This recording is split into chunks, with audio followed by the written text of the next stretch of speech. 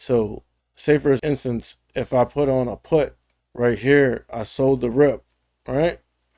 I sold the rip and then I'd get out down here, take my profits, and when I see it starting to base down here and find some support. But if I'm seeing it, first of all, I would have took off like damn near the whole position here, maybe left like one contract. All right.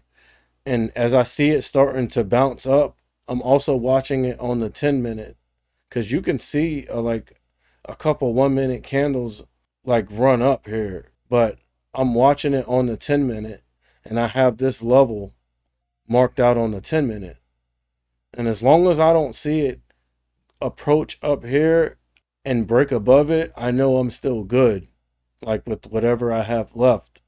You feel me? But once I see it start crossing over the 9 EMA, VWAP, and then the 120, like now I'm sweating it. I might just go ahead and get out of the position, or if I've made enough gains on the other contracts, and I'm just gonna let that one contract ride, as long as I don't see it break above this previous day close, I'm not sweating it.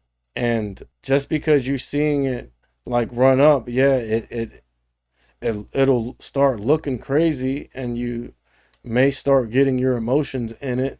But if you're also watching it on the 10 minute, you can see that it's nowhere near the level. So you don't have to sweat it.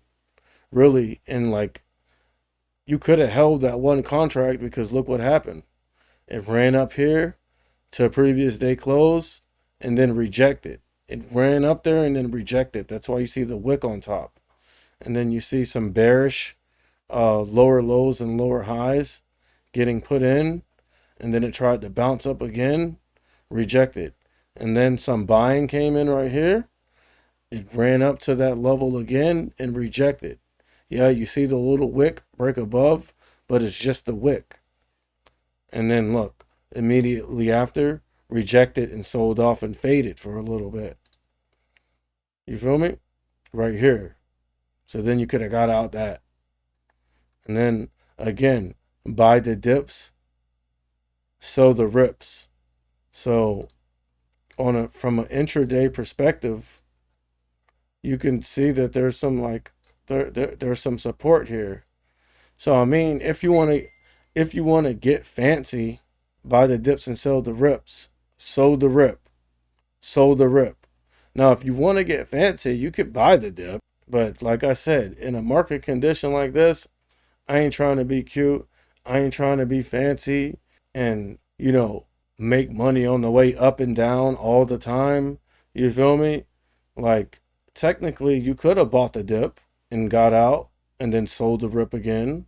You feel me? But then it looked like it tried to bounce off a VWAP right here. And you could have bought the dip.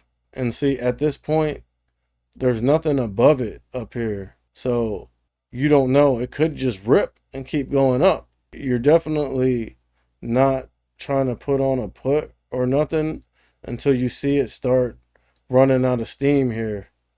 Like right around here. You feel me? It's trying to break above, couldn't do it. Bounced off the 9 EMA, bounced up here, and then hit, I guess, high of day, and then sold off. So once I see that weakness start to come in, and keep in mind, I'm also watching the time and sales, the tape.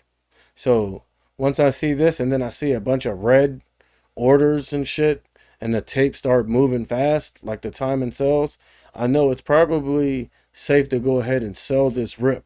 And that's what I did. And again, good thesis. And like I've been explaining, the market's bearish right now. And yeah, we're going into a recession. In my opinion, it's like easier to trade right now. It's like easier to make money and trade right now because we already know the market's bearish. We already know we're in an overall downtrend.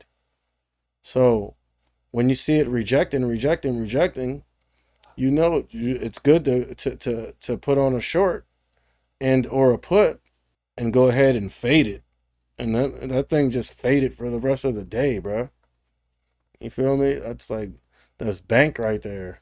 You feel me? You grab 5 puts up here and fade them all day, or even fade them down to here to this support right here that was kind of acting as like a little intraday support. You feel me? That move right there, 143 to what is that, 140? You feel me? So like right here, you'd grab like a 140, like 142 puts and ride those down here, bro. You're making bank. I ain't gonna tell you how much. I mean, if you know anything about options, you can do the math, but a decent amount, bro. Like over $1,000. You know what I'm saying? Especially if you're fading all the way down here for the rest of the day, a couple grand. But again, I didn't really want to get into too much specifics. Again, like this video is meant for beginners and to teach you about some of the indicators that I use and how I get my levels, specifically support and resistance. All right. But again, your most important indicator is going to be volume. All right. This is your most important indicator, volume. Then after that, I'd probably say VWAP. And then after that, I'd probably say directional SMA or maybe RSI if you're a beginner. And then if you want to have another one, the 9 EMA.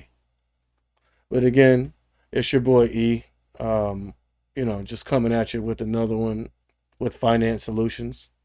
Just trying to kind of give you some info as far as indicators and support or resistance and what chart to get those off of, and how I use some of my indicators, stuff like that. But again, it's your boy E. Don't forget to hit that sexy like button, hit the bell, and get the hell over to my Patreon and Discord to sign up for that daily morning briefing and watch list. Okay. And I also have a new tier in my Patreon that is for complete beginners. And that, comes with a whole series of tutorials, quizzes, tests. It's like a whole class. You feel me? Like for beginners, taking it, from the beginning. So again, if that's you, go ahead and check out that tier. It might be for you. And I'm also available to I'm also will be available to you to answer any questions and walk you through anything you might not be familiar with. Again, but you'd want to go ahead and go through the course first. But again, I'd be here to tutor you as well if that's something you may need. So again, holla at your boy. Peace.